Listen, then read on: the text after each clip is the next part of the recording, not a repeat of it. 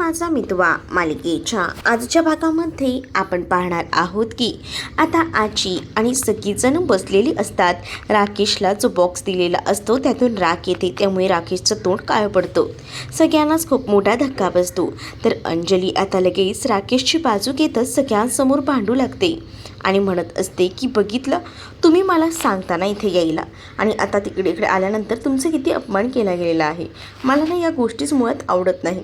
तुमचा अपमान हे लोक असं करतात ना, म्हणून मला नको येथे लोक। आणि तुम्ही मला जबरदस्तीने इथं घेऊन येता या लोकांसाठी, पण बघितलं ना या लोकांनी तुमचे काय हाल केलेत।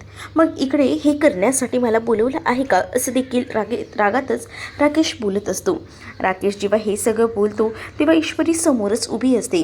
तर ईश्वरी आता म्हणत असते की माफ करा, पण मी काहीच केलेलं नाही आहे।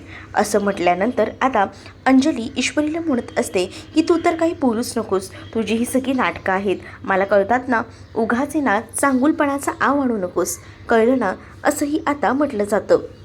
जेव्हा एवढ्या सगळ्या गोष्टी बोलल्या जातात तेव्हा मात्र आता इकडे असणारी ही अंजली जी असते ती म्हणत असते की इथून पुढे ना मला या घरात यायचंच नाही आहे। जिथे माझ्या नवऱ्याचा अपमान होतो ना तिथे मला बिलकुलही पाऊलही ठेवायचं नाही आहे। आणि ईश्वरीला ती म्हणत असते अंजली की बस झालं, तुझी नाटकं बंद कर। तू आता म्हणत असेल की हे सगळं तू केलं नाही आहेस, काहीच केलं नाही आहेस, पण मला सगळ्या गोष्टी कळत आहेत, हे सगळं तुम्ही जाणून बुजून करताय, कारण तुम्हाला ना मुळात घरात आम्ही नकोच आहोत, असंही आता म्हटलं जातं। जेव्हा या सगळ्या गोष्टी बोलल्या जातात ना तेव्हा मात्र आता मामासुद्धा अंजलीला समजावून सांगायचा प्रयत्न करत असतात, पण मामाचं काही केल्या ऐकायला कोणीच तयार नसतं। तर इकडे अंजली आता म्हणत असते की बस झालं, पुरे झालं, आता मी या घरात बिलकुलही थांबणार नाही आहे, मी निघते आहे। आणि असं बोलूनच आता ती जायला निघते। आणि जेव्हा ती ह्या सगळ्या गोष्टी बोलून जायला निघते ना तेव्हा मात्र आता पुढे जण घरी आलेले असतात। त्याच वेळेला राकेश आता अंजलीला म्हणत असतो की अंजली तोपर्यंत तू पुढे हो, मला एक कॉल आहे, तो मी करतो, ही माझी फाईल आहे, तू ती ठेव, कारण त्याच्यामध्ये बॅग असतात। आणि तो मुद्दामून तिला सांगतो की यात फाईल आहे। तर अंजली म्हणते की ठीक आहे, तुमचं झालेला अपमान आणि ह्या सगळ्या गोष्टी मला आवडल्या नाहीत, म्हणून सहज म्हणून मी तुम्हाला म्हटलं, बाकी काही नाही। तर दुसरीकडे आता अंजली आतमध्ये जायला निघते, ती बॅग वगैरे ठेवायला। त्याला खरं तर फोन लावायचा असतो, म्हणूनच तो बाहेर थांबलेला असतो।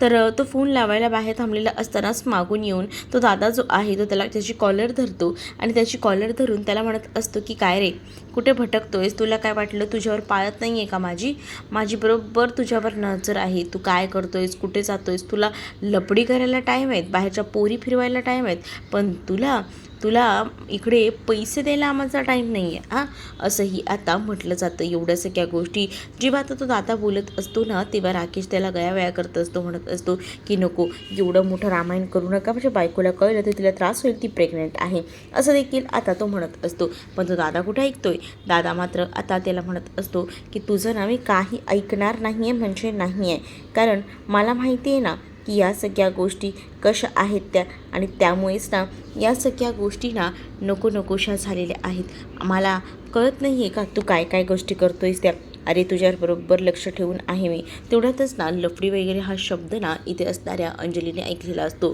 अंजलीने येताना पाण्याचा ग्लास तिच्या हातात असतो, ते ऐकून पाण्याचा ग्लासही हातात ना खाली पडतो। दुसरीकडे आता सगळीजण इकडे बसलेली असतात, त्यावर वल्लरीचा आरोप घ्यायचा सगळं सुरू असतं, म्हणजेच ईश्वरीवरती आरोप करत असते। आणि तूच चांदीचा गणपती बदली केलास का, तर तुला सूड घ्यायचा होता, तुला अंजली या घरात पहिल्यापासूनच नको आहे, आणि या सगळ्या भाषेतच आता ती बोलत असते। आता इथे वाद वाढत चाललेले असतात। ईश्वरी म्हणत असते की मी खरं सांगते, मी काहीच केलेलं नाही आहे, थोडं समजून घ्या मला, असंही ती आता म्हणत असते। त्याच वेळेला मात्र आवाज चढवतच म्हणत असते की हे गिफ्ट तूच आणले होतेस, तुझ्याच रूममध्ये होते, आणि तुझ्याच रूममध्ये आता मला हा बॉक्सही सापडला, याचा अर्थ मी काय समजायचा, म्हणजे तू या आधीच सगळी तयारी करून ठेवली होतीस, आणि आता या सगळ्याबद्दल मला उगाच सांगतेस का, तुझी ही गोष्ट न कळणे इतकी मूर्ख वाटते का मी, असं देखील आता म्हटलं जात असतं। एवढ्या जेव्हा सगळ्या गोष्टी बोलल्या जातात ना तेव्हा मात्र आता ईश्वरी जी आहे ती म्हणत असते की मामी तुम्ही जसं म्हणताय तसं काहीच नाही आहे, जरा समजून घ्या, ऐका तरी मला काय म्हणायचं आहे ते।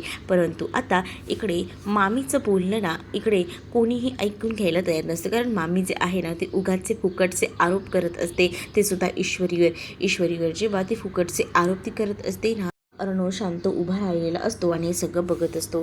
इकडे त्या दादाने अक्षरशः राकेशची कॉलर धरलेली असते.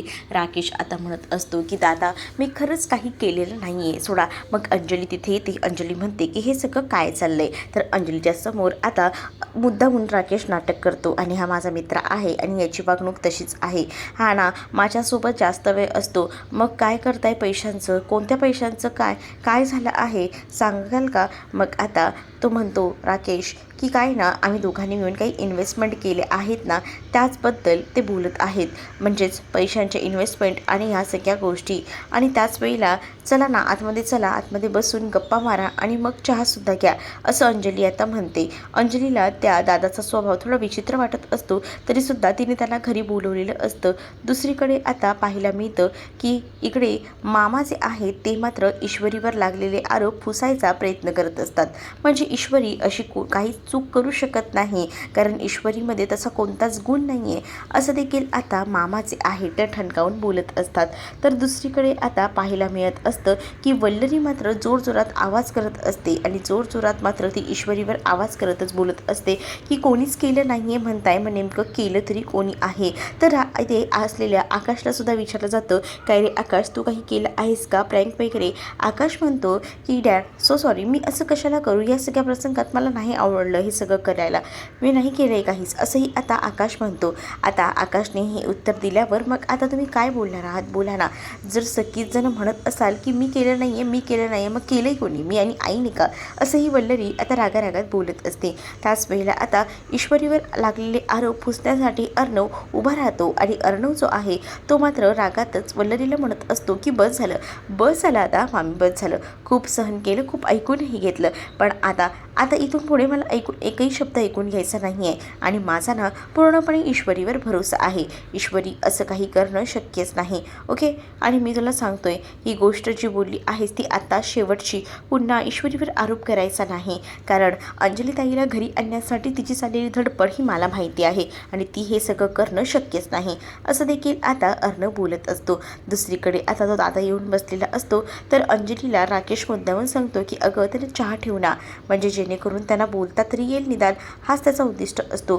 तर अंजली म्हणत असते की अहो दूध नाही आहे, थांबा मी बाजूच्या ताईंकडनं दूध घेऊन येते आणि असं बोलून ती आता दूध घ्यायला म्हणून बाहेर जायला निघत असते. इकडे आता जो दादा असतो ना तो मात्र आता खूप जास्त चिडलेला असतो कारण त्याला पैसे हवे असतात आणि कळून चुकलेलं असतं की ह्या राकेशने त्याच्या मेहुण्याकडनं पैसे घेतलेले आहेत म्हणजेच अर्णवकडनं, म्हणूनच आता ते इथे आलेले असतात. 7 लाखांची गोष्ट त्यांना कळलेली असते. तर इकडे अंजली आता चहा वगैरे बनवण्यासाठी म्हणून दूध आणण्यासाठी बाजूच्यांकडे जाते. तोपर्यंत या दादाने चान्स मारलेला असतो आणि तो म्हणत असतो की गपचूपपणे पैसे दे नाहीतर त्याचे परिणाम खूप जास्त वाईट होतील, लक्षात असू द्या या सगळ्या गोष्टी, असंही आता सांगितलं जातं. जेव्हा या सगळ्या गोष्टी बोलल्या जातात ना तेव्हा मात्र आता दादाला सांगत असतो ऐकून घ्या, समजून घ्या मी काय म्हणतो आहे ते, तुम्हाला कसं काय सगळं माहिती, अरे मी इथे बसून ना मला सगळं कळतं, तू कुठे जातोस, कोणत्या हॉटेलला कोणाला घेऊन जातोस, किती पोरी फिरवतोस ना हे सगळं मला माहिती, कारण का तुझ्यावर ना लक्ष ठेवण्यासाठी ना मी बरोबर माणसं ठेवलेली आहेत आणि तुझ्या हातात आता 7 लाख पडलेत हेही माहिती आहेत. मग आता पैसे द्यायचे आणि निमूटपणे गप्प बसायचं, कळलं ना, नाहीतर त्याचे परिणाम काय होतील एवढं लक्षात ठेव असंही आता सांगितलं जातं. जेव्हा एवढं सगळं बोललं जातं तेव्हा मात्र आता भयानक असा धक्का ना इकडे राकेशसाठी असतो कारण राकेशच्या हातात ना आता ते पैसे निघून जाणार असतात. राकेशच्या हातात आता एकही रुपया पडणार नसतो. त्यामुळे राकेश आता एकदमच कासावीस झालेला असतो, त्याला कळत नसतं की काय करावं ते. तर दुसरीकडे राकेश आता त्याच्यात ना 7 लाख रुपये काढत असतो आणि जेव्हा तो 7 लाख रुपये काढत असतो ना तेव्हा मात्र त्याच्यातले बाकीचे पैसे तो काढत असतो, पण तो म्हणतो की राहू दे ह्याच्यामध्ये बाकी पैसेसुद्धा आहेत वाटतं, हो बाकी आहेत. मग 14 लाख भेटल्यावर 6 लाखच राहिले असंही असतं, 6 लाख राहिलेत म्हणूनच आता ते आपण नंतर बघूया त्याचं काही ते, आणि असं बोलूनच ना आता ते पैसे घेऊन तो जायला निघालेला असतो. मग त्याच वेळेला ना आता म्हटलं जातं की अरे थांब ना चहा तर घेऊन जा, पण आता नको बहिणी कधीतरी चहा नंतर घेऊया असं बोलून आता तिकडनं निघालेला असतो तो दादा. पण राकेश हा तिथेच उभा असतो. राकेशला अंजली विचारते की हे सगळं काय आहे. तर अंजली राकेशला हे विचारल्यानंतर राकेश म्हणतो की माझ्यासाठी चहा कर, नंतर बघूया काय ते. आणि असं बोलून तो आता चहा करायला तिला सांगतो. म्हणूनच आता अंजली तिकडनं निघून जाते. जेव्हा अंजली तिकडनं निघून जाते ना, तेव्हा मात्र आता पुढे पाहायला मिळत असतं की इकडे वल्लरी जी आहे ती तिथेच असते. तर वल्लरी मात्र आरोप करत असते. तर अर्णवने आता ईश्वरीची बाजू घेतलेली असते आणि अर्णव ईश्वरीची बाजू घेऊनच आता बोलत असतो आणि म्हणू लागतो की ईश्वरीवर विश्वास आहे, त्यामुळे ईश्वरीवर आरोप करण्याआधी 10 वेळा विचार करत जा. ईश्वरी असं काहीसुद्धा करणार नाही असं देखील मामीला आता सांगितलेलं असतं.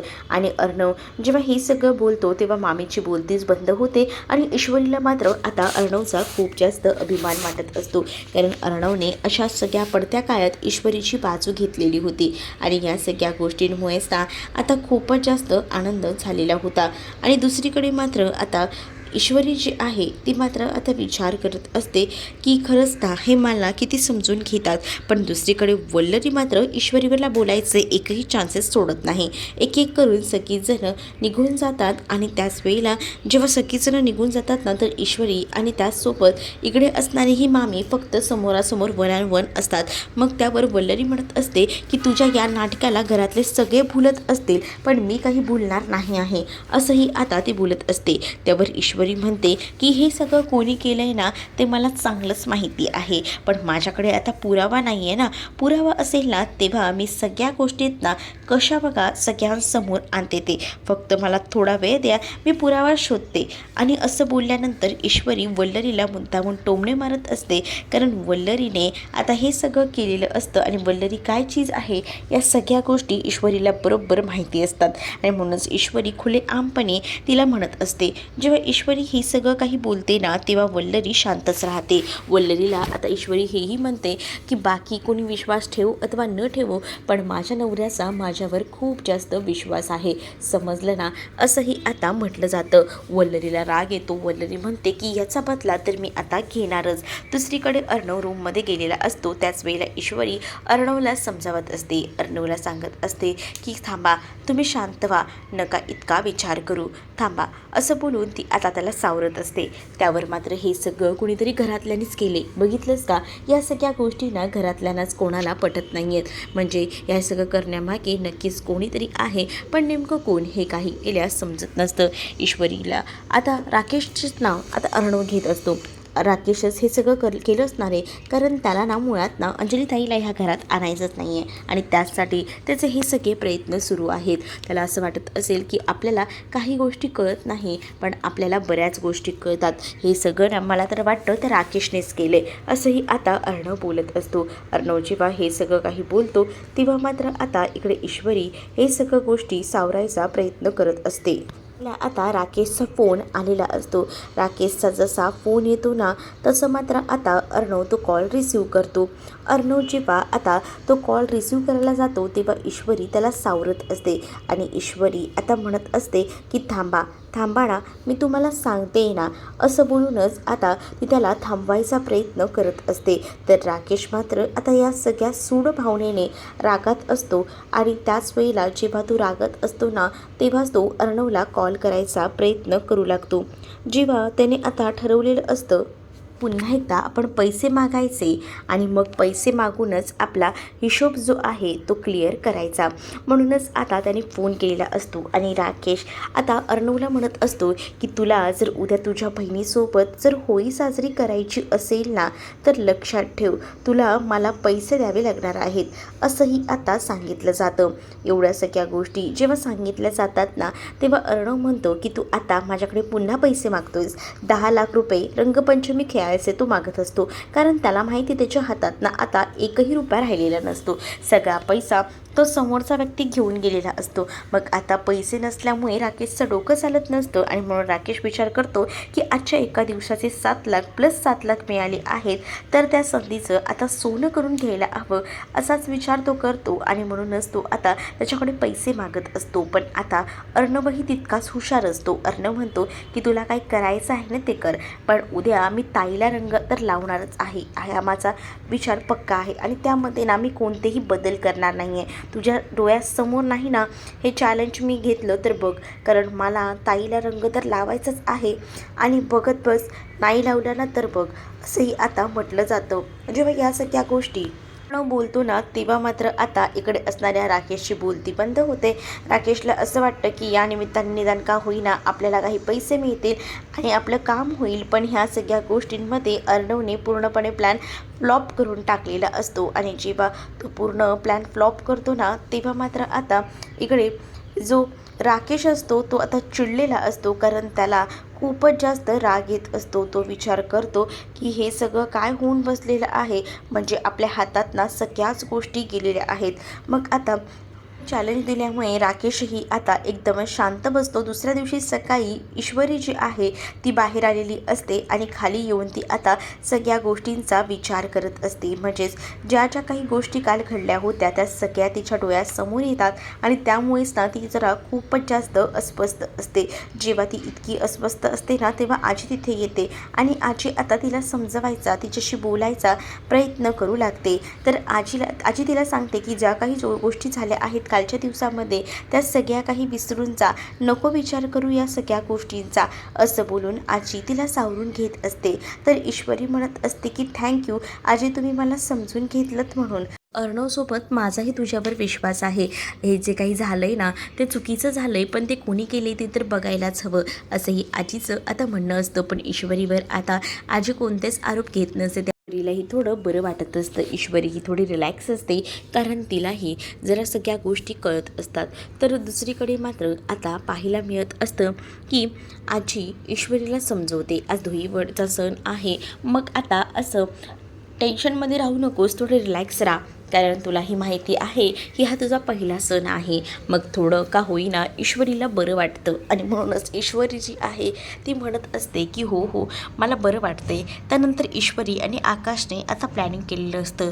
थोडेसे रंग एका डिशमध्ये काढलेले असतात आणि मग हे सगळं नक्कीच करूया ना, असं आकाश ईश्वरीला म्हणतो. मग ईश्वरी म्हणते की हो, पण दादा चिडणार तर नाही ना? नाही चिडणार, आज तर रंगपंचमी आहे तर आपल्याला हे सगळं तर करायलाच हवं ना, असंही आता ईश्वरी बोलत असते. आणि ईश्वरीने ते रंग वगैरे काढलेले असतात आणि समोरून येताना ना अर्णव दिसतो. अर्णव फोनवर बोलत असतो, त्यामुळे त्याचं लक्ष नसतं. आता अर्णवला बघून दोघंही जण दरवाजाच्या आडोशाला लपतात आणि मुद्दामून शिक्षिक करून बोलून त्याला बाहेर बोलवतात. मग आता तोही बाहेर येतो बघायला की कोण आला आहे आणि तो जसा पुढे जातो ना, तो पुढे गेल्याबरोबर ईश्वरी आणि आकाश त्याच्या मागून जातात आणि दोघंही जण त्याच्या मागून जाऊन आता त्याच्यावर रंग उधळतात आणि हे हॅप्पी होली असं बोलतात. पुराणा मालो हॅप्पी होली असं म्हणून आता मात्र इकडे जो अर्णव असतो ना तो मात्र त्या दोघांकडेही बघत असतो. अर्णव आता म्हणतो की हे सगळं काय आहे? त्यावर आकाश म्हणतो की ही सगळी आयडिया ना या वहिनींची आहे. मग आता ईश्वरी म्हणते की काय झालंय तुम्हाला? अहो आज होळी आहे आणि हा होळीचा सण असाच उत्साहाने साजरा करायचा असतो. मग आता ती त्याच्या अंगावर अजून रंग उधळते, त्याच्या गालालाही रंग लावते. मग अर्णवलाही आता त्यांच्यासोबत होळी खेळायची असते, म्हणून अर्णव आता त्यांच्या मागोमाग जातो आणि त्यांच्या अंगाला सुद्धा आता होळीचे रंग लावायचा प्रयत्न करत असतो. जेव्हा तो आता त्यांच्या मागे जातो ना तेव्हा मात्र आता इकडे चाललेला गोंधळ बघून मामा विचारतात की काय चाललं आहे. त्यावर मामाला आता अर्णव सांगतो की बघितलंस का, या लोकांनी मला बाहेर बोलवून घेतलं आणि माझ्या गालाला रंग लावलाय, माझ्या कपड्यांना रंग लावलाय. अरे हे तर काहीच नाही, हे तर कमीच आहे, थांब आपण अजून लावूया रंग, मी असलो असतो ना तर ह्याला अजून रंगवला असता, असं देखील मामा आता बोलू लागतात.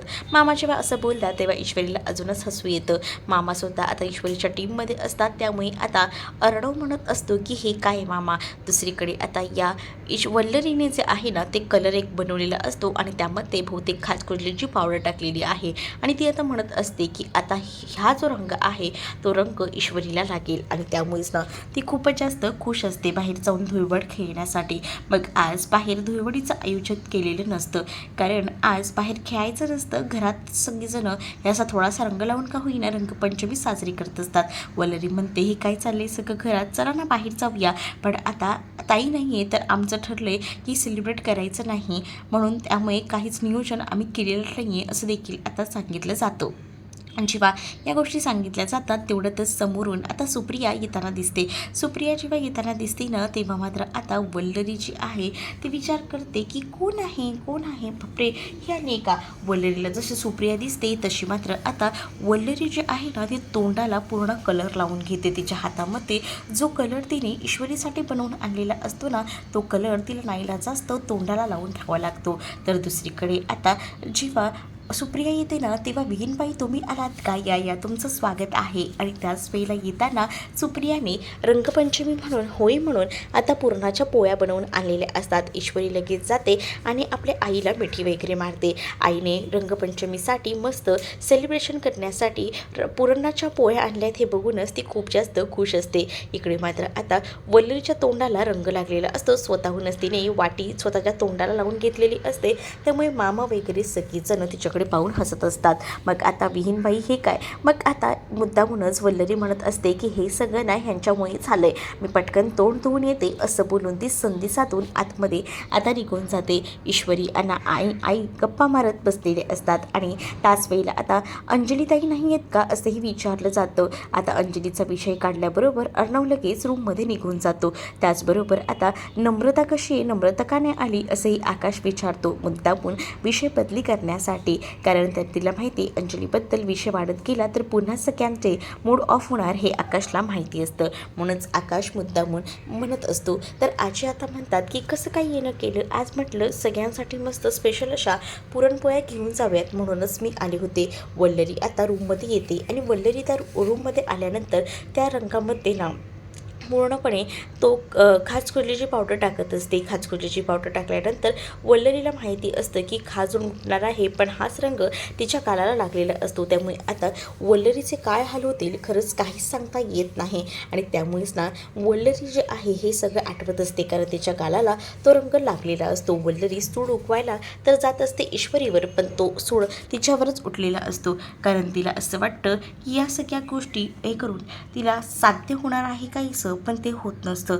दुसरीकडे आता इथे मुद्दामूनच राकेशला अंजली उठवते, कारण तिला त्याच्यासोबत धुळवड साजरी करायची असते. राकेशला ती उठवते आणि राकेशच्या गालाला रंग लावते. राकेश म्हणत असतो की तुलासुद्धा रंगपंचमीच्या हार्दिक शुभेच्छा. त्यातच आता राकेशला आठवतं की अर्णवने आपल्यासोबत चॅलेंज घेतलेलं आहे आणि त्याला ते चॅलेंज जिंकू द्यायचं नाही असंच त्याच्या डोक्यात असतं.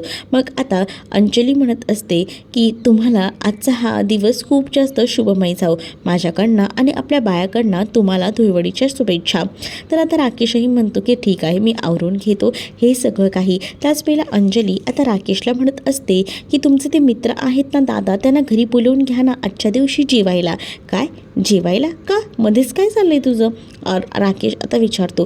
त्यावरती म्हणते अहो असं नाही हो, मी काय विचार करत होती, जर हे झालं असतं तर बरं झालं असतं ना, म्हणजे कसं या सगळ्या गोष्टी सॉर्ट आऊट झाल्या असत्या. त्यांचा स्वभाव मला थोडा विचित्र वाटला, पण आज ते तुमचे मित्र आहेत म्हटल्यावर काल ते आपल्याकडनं चहासुद्धा घेऊन गेले नाहीत, पण म्हटलं जरा जेवायला बोलवूया.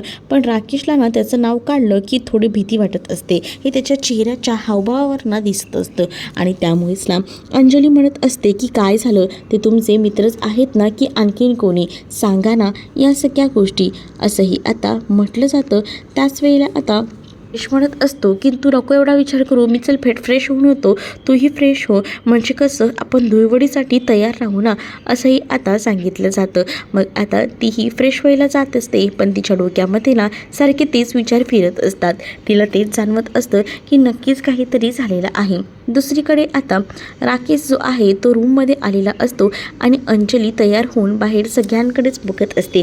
सगळेजण छान धुळवड खेळत असतात, तर राकेशही तिच्या मागे येतो आणि तिला म्हणत असतो की चल बायको, तुलाही धुळवड खेळायची आहे का, चल आपणही मस्त एन्जॉय करूया. आणि असं बोलून तोही तिला आता रंगपंचमी खेळायला चाळीतल्या लोकांसोबत घेऊन जातो, कारण चाळीतली लोक खूप जास्त जोरजोरात ती रंगपंचमी साजरी करत असतात. इकडे ईश्वरी आणि अर्णव आलेली असतात, कारण अर्णवला पहिला रंग आपल्या ताईला लावायचा असतो आणि त्यासाठी तो एवढी धडपड करून आलेला असतो. मग आता ईश्वरी म्हणत असते की आपल्याला काही झालं तरी हे सगळं करावं लागणार आहे. अंजलीताईंसाठी तोंडाला एकदा रंग लावलेला असला ना तर ताई आपल्याला ओळखणार सुद्धा नाही असं ईश्वरीचं म्हणणं असतं. अर्णवला सुद्धा ही आयडिया आवडते कारण अर्णवने ऑलरेडी राकेशला चॅलेंज दिलेलं आहे आणि त्यामुळेच ना त्याला ह्या सगळ्या गोष्टी करायच्या आहेत. इकडे अंजली राकेशला रंग वगैरे लावते, त्यांची धुळवट साजरी होत असते. पुढील भागात पाहायला मिळतं आता राजस्थानी लुक करून गेलेला अर्णव आणि त्याचसोबत ईश्वरी हे दोघंही जण अंजलीला रंग लावतात. तर अंजलीसुद्धा त्या दोघांनाही रंग लावते. मग आता अर्णव जो आहे तो फायनली या राकेशच्या समोर आलेला असतो. तर राकेशचं चॅलेंज अर्णवने कंप्लीट केलेलं असतं. त्यामुळे राकेश रागातच आता अर्णवकडे बघत असतो आणि 10 लाख रुपये आता राकेशचे हुकलेले असतात. तर तुम्हाला हा भाग कसा वाटला हे कमेंटमध्ये नक्कीच सांगा आणि अशाच नवनवीन भागांसाठी आपल्या चॅनललासुद्धा सबस्क्राईब करायला विसरू नका. चला तर मग भेटूया पुढच्या भागामध्ये. तोपर्यंत टाटा बाय.